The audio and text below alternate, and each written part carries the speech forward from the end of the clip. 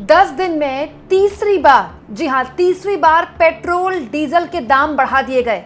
कैसे चुपचाप आपकी सीएनजी हो गई महंगी, क्या आपको पता चला? दोस्तों, एक होता है बताकर दाम बढ़ाना और एक होता है दाम बढ़ाकर भी ऐसे दाम बढ़ाना कि सामने वाले को पता भी ना चले और उसकी जेब ढीली हो जाए।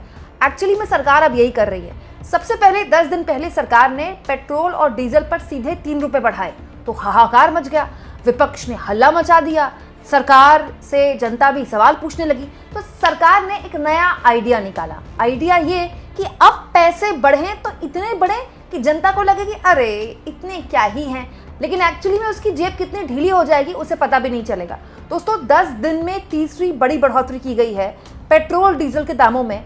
पेट्रोल के दाम 87 पैसे और डीजल के दाम 91 पैसे बढ़ा दिए गए। आप कहेंगे कुमकुम 87 पैसे क्या ही होते हैं, 97 पैसे क्या ही होते हैं, बढ़ा दिए क्या फ़र्क पड़ता है? फ़र्क ऐसे पड़ता है दोस्तों कि आपको लग रहा है कि 87 पैसे, लेकिन जब आप पेट्रोल भराने जाएंगे तो वो जो टैंक होता है ना वो ऑन एन एवरेज भरता है 91 माने 1 रुपये, तो 87 91 एवरेज 1 रुपये पड़ेगा। सबसे ज़्यादा दिक्कत दोस्तों है कि डीजल पहले से ज़्यादा महंगा हो गया है। डीजल किसानों के काम भी आता है। अब देखिए सरकार ने होशियारी कैसे की। 15 मई को 3 रुपये बढ़ाए, हाहाकार मच गया। फिर 19 मई को 90 पैसे बढ़ाए, तो ऐसा ही हुआ कि 90 पैसे क्या ही फर्क पड़ता है। अब फिर बढ़ा दिए 87 और 91 पैसे। तो पूरे 10 दिन का अगर हम देखें तो ऑलमोस्ट 5 रुपए के आसपास बढ़ चुके हैं पेट्रोल डीजल के दाम, केवल 10 दिन में 5 रुपए। मतलब देश के कई शहर जैसे मुंबई, कोलकाता, चेन्नई, बेंगलुरु, गुरुग्राम, इसके अलावा हैदराबाद, जयपुर, यहाँ 100 के पार जा चुका है पेट्रोल। कई जगह तो 100 के पार गए हुए भी बहुत टाइम हो गया। और अगर आपको ऐसा लग रहा है कि बस पेट्रोल डीजल के दाम ही बढ़ रहे हैं, तो नहीं जी, पेट्रोल डीजल के दाम बढ़ने की खबर इधर से आई और उधर सीएनजी के दाम बढ़ने की खबर भी आ गई। दोस्तों, सीएनजी के दाम 1 रुपये बढ़े और अब सीएनजी दिल्ली में हो गई है 81.9 रुपये प्रति किलो।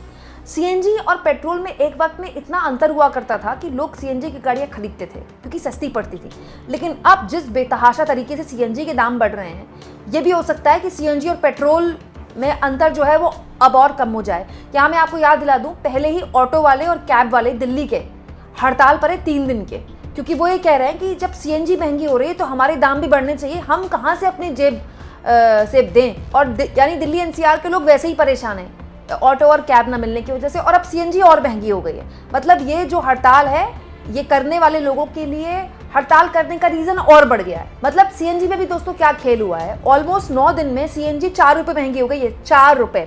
15 मई को सीएनजी के दाम बढ़े 2 रुपये, 18 मई को सीएनजी के दाम बढ़े 1 रुपये, 23 मई को यानी कि आज सीएनजी के दाम बढ़ गए 1 रुपये, कुल हो गए 4 रुपये। मतलब आपको पता भी नहीं चला 9 दिन में सीएनजी 4 रुपये महंगी हो गई। लेकिन दोस्तों, आपको बिल्कुल घबराने की जरूरत नहीं है।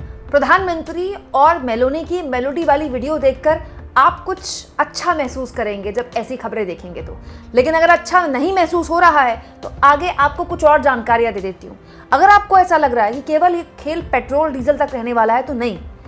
चीनी पहले ही महंगी हो चुकी है, सोना पहले ही महंगे हो चुका है, ब्रेड महंगी हो चुकी है, यहाँ तक कि दूध के दाम भी अमूल और मदर डेयरी बढ़ा चुके हैं। इनफैक्ट अब तो रिसेंटली खबर आई है दोस्तों कि जून से मारुति सुजुकी की कार्स भी 30,000 रुपए के आसपास महंगी हो जाएंगी। 30,000 रुपए। मैं आपको याद दिला दूं दोस्तों, हमारे देश में मारुति की गाड़ियां सबसे ज्यादा बिकती है। क्यों? क्योंकि अफोर्डेबल होती है। दोस्तों, आज तो नहीं, लेकिन करीब 7-8 साल पहले आप मारुति की कोई ऑल्टो गाड़ी आराम से 4-4.5 लाख में खरीद सकते थे। आज भी मारुति की गाड़ी बाकी कंपनियों के बनस्पत थोड़ी अफोर्डेबल होती है, लेकिन अब ये भी आपकी पहुंच से बाहर हो रही। मतलब मिडिल क्लास के लिए खाना, पहनना, रहना, और अगर वो गलती से गाड़ी खरीदने की सोचे तो वो भी पूरी तरह से महंगा होने वाला है। यहाँ मैं आपको याद दिला दूं दोस्तों, थोक महंगाई दर कई महीनों बाद डबल की स्पीड से बढ़ी थी अप्रैल की। ये मैं खबर में आपको दिखा चुकी हूँ। थोक महंगाई दर अप्रैल की जो आई थी वो करीब 3.5 साल के बाद इतनी जबरदस्त तरीके से बढ़ी थी, ऑलमोस्ट डबल। यही संकेत हो गया था कि पिछले 1.5-2 महीने से मार्केट में महंगाई है, लेकिन फील अब हो रही है। तब जब युद्ध शुरू हुआ था तब भी ये कहा गया था कि इसके जो असर हैं वो दूरगामी और लंबे दिखाई देंगे। इनफैक्ट कॉमर्शियल गैस के तो बहुत बार दाम बढ़ गए। एलपीजी के 60 रुपये पहले ही बढ़ चुके हैं, और पेट्रोल डीजल महंगा होना मतलब खाने का तेल और जो फल सब्जी, दाल, आटा, सब कुछ महंगा होना है। अच्छा, मैं आपको एक चीज़ बताती हूँ। मेरी कोशिश होती है कि मैं हफ्ते भर की फल ले आऊँ, ठीक है? तो मैं अपने अकेले की बात बता रही हूँ। मेरे अकेले के फल जो आए हैं ना, वो 600 प्लस के आए हैं हफ्ते भर के। अगर गलती से घर में कोई बीमार है, या घर में फल खाना तो एक नॉर्मल चीज़ है भाई, मिडिल क्लास आदमी फल तो खाएगा ही। मिडिल क्लास आदमी फल खाने की सोच भी नहीं सकता। फल इतने महंगे हो गए हैं, और दिक्कत ये कि हर हफ्ते महंगे होंगे।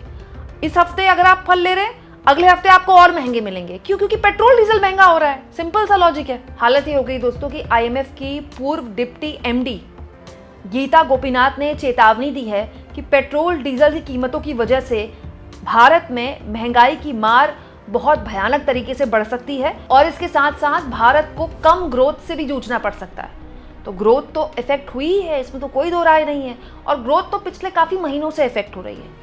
लेकिन अब जो महंगाई की मार पड़ी है वो डायरेक्ट आपको हिट कर रही है। पेट्रोल डीजल महंगा हो गया, CNG महंगी हो गई, और दोस्तों बिजली का संकट अलग लेवल पर पैदा हो गया। अगर आप विस्तार से चाहें तो मेरा आज का ही वीडियो देखिएगा। इसमें मैंने आपको बताया कि देश के कई हिस्सों जैसे गुरुग्राम है, UP है, वहाँ तो बिजली का इतना भीषण संकट पैदा हो गया है कि उत्तर प्रदेश के खुद के BJP के विधायक राजेश्वर सिंह ऊर्जा मंत्री AK सिंह को चिट्ठी लिख रहे हैं कहते हुए कि जो बिजली का संकट है इसको जल्द से जल्द हल कीजिए। पिछले साल भी यही समस्या हुई थी दोस्तों। हाई राइज बिल्डिंग्स जो है ना, हाई फाई सोसाइटीज़ नोएडा की, ग्रेटर नोएडा की, यहाँ पर इतना पावर कट हो रहा है दिन में भी और रात में भी कि अब सोसाइटीज़ ने कह दिया है कि हम बैकअप नहीं दे सकते। दोस्तों लोग महंगी महंगी EMIs देते हैं सोसाइटी में रहने के लिए, अनाप शनाप मेंटेनेंस लेती हैं सोसाइटीज, सिर्फ इसलिए कि पावर कट हो तो बैकअप मिल जाए। बैकअप के पैसे देते हैं हम, ऐसा नहीं कि बैकअप मुफ्त में मिलता है। जो बैकअप देती है ना सोसाइटी, वो डबल रेट पे देती है। लेकिन क्योंकि डीजल की आपूर्ति प्रभावित हुई है, इसकी वजह से जो हाई राइज बिल्डिंग्स है वहां पावर कट हो रहा है, डीजल नहीं मिल पा रहा है। लेकिन दोस्तों जनता को इस पर बिल्कुल घबराने की जरूरत नहीं है, क्योंकि मीडिया अभी इस बात पर गहन चर्चा कर रहा है कि मेलेडी इतनी चॉकलेटी क्यों होती है। और इसके बाद दोस्तों सरकार तो पहले ही ये दावा कर चुकी है कि पेट्रोल डीजल का कोई संकट नहीं है। दोस्तों UP के कई शहरों में तो बहुत ही बुरी हालत है। देखिए संत कबीर नगर की एक खबर है आज की।